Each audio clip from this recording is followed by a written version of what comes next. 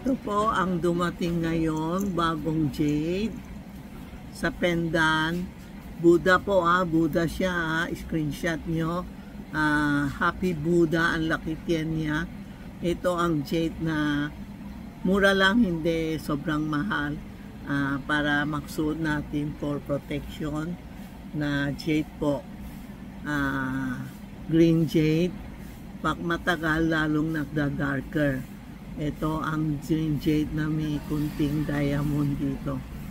It's not a mahal na jade, affordable jade, kasi may nag-order sa akin. Gusto niya isuot ito, parang feel mayaman siya, feel healthy siya. Alam mo yung mga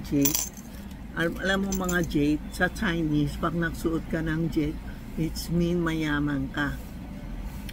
Affordable, kaya mo, ha? Ito po, para hindi ka makasakit, protection. Ito ang Hulu for health, yan o.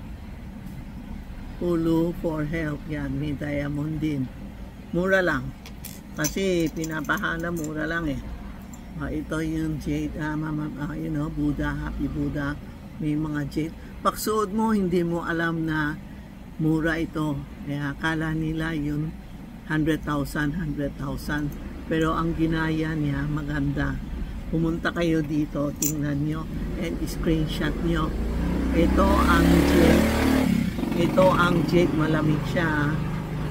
Medyo mahaling kunti, pero jade siya. Pag matagal, Happy Buddha, na nagba-violet siya, nagba-violet po.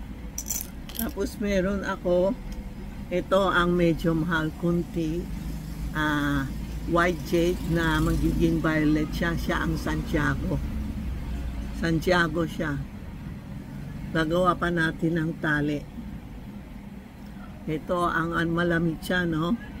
Sa mga lalaki, babae, lalaki mostly bumibili sa akin pendant para sa mga protection niya sa lumabas. Si Santiago na protection siya.